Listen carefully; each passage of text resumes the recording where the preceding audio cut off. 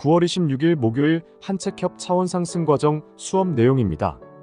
저는 올해 1월 유튜브 슈카이브님의 영상 중 지구국 이동에 관한 영상을 시청했습니다.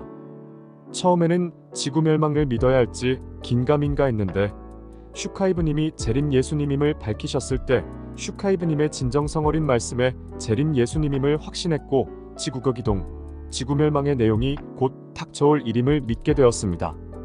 저는 앞으로 살아갈 날이 얼마 안 남았다는 생각에 죽기 전 하지 못했던 일을 하기로 결심했습니다. 네이버 카페 한책협에서 수업을 진행하는 것을 보았고 의식성장을 이루고 싶다는 생각에 수업을 듣게 되었습니다. 수업을 들으면서 제 자신이 빛의 일꾼임을 조금씩 알아가게 되었습니다. 슈카이브님이 재림 예수님임을 믿는 분이라면 당신은 빛의 일꾼입니다. 여러분들도 슈카이브님의 수업을 들으시고 의식성장을 이루시기 바랍니다. 시간이 몇 년 안 남았으니 우물쭈물 하지 마시고 바로 행동하시기 바랍니다. 가족관계와 윤회의 법칙. 아틀란티스, 레무리아인들의 가족관계는 영적 성장, 진보를 기반으로 한 관계였다.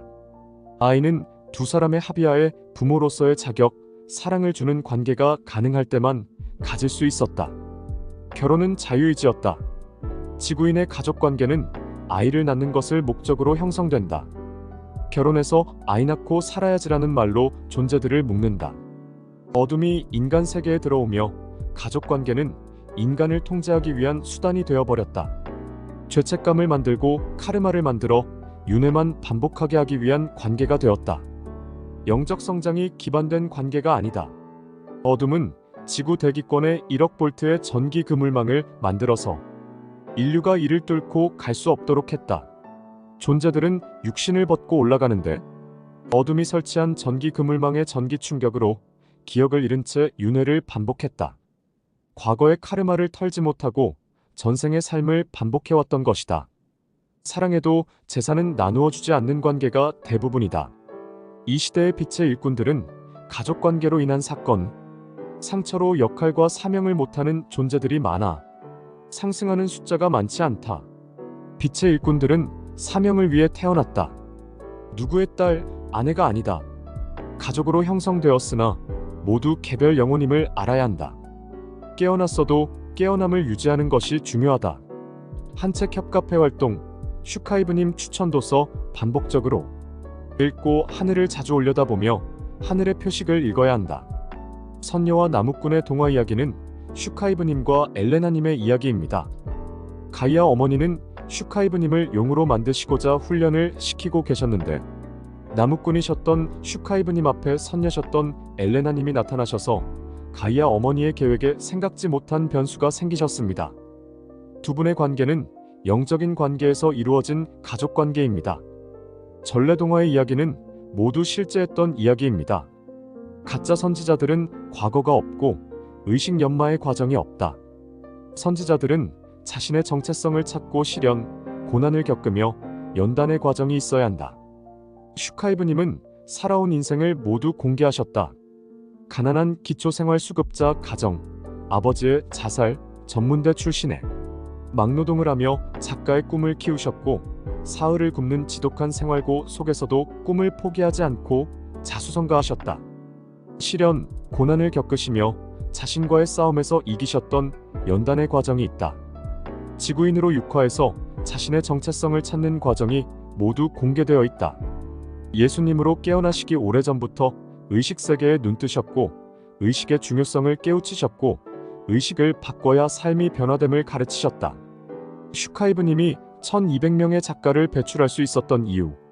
제목과 목차를 잘 못 만드는 제자들을 위해 제목과 목차를 만들어 주셨다. 이는 책을 만드는 가장 중요한 부분인데 능력 없는 제자들을 위해 슈카이브님이 책을 써준 것과 마찬가지이다. 거기다 출판 계약까지 할 수 있도록 출판사와 연결시켜 주셨다. 제자들은 출판 계약을 하고 나면 감사해하지만 막상 책이 나오고 나면 한책협에 올린 자신의 글들을 삭제하고 탈퇴했다. 슈카이브님께 배운 과정을 삭제하고 자기 혼자 책을 완성한 것처럼 꾸몄다. 슈카이브님은 7년의 무명 시절 동안 책을 연구하셨습니다. 자신이 고생한 과정을 제자들은 겪지 않기 바라는 마음으로 가르치셨습니다. 하지만 제자들은 그런 슈카이브님의 마음을 모르고 자신의 목적을 달성하고 나면 슈카이브님을 비방하고 모함했습니다.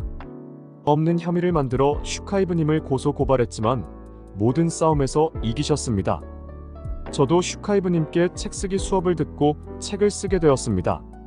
처음 슈카이브님을 만났을 때 책을 쓸 수준이 못 된다며 책쓰기 수업을 거절하셨습니다.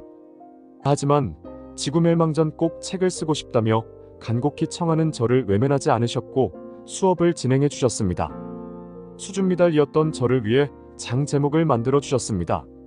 책쓰기에 필요한 책들을 손수 찾아주셨고 관련 동영상을 카톡으로 보내주셨습니다.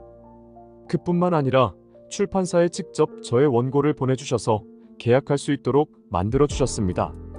제가 겪은 슈카이브님을 알기에 슈카이브님의 제자들의 행동이 이해가 가지 않았고 인간의 욕심이 끝이 없다는 생각이 들었습니다. 슈카이브님은 사랑이 넘치시는 분입니다. 제자들이 엇나가면 화를 내시고 단점을 이야기해 주시며 바뀌기를 바라십니다. 속 좁은 사람들이 보기에는 친절하지 않다는 이유로 슈카이브님을 안 좋게 보지만 슈카이브님이 하시는 말씀은 모두 진실이고 사랑입니다. 늦은 시간까지 마음을 다해 수업해 주신 슈카이브님께 깊이 감사드립니다.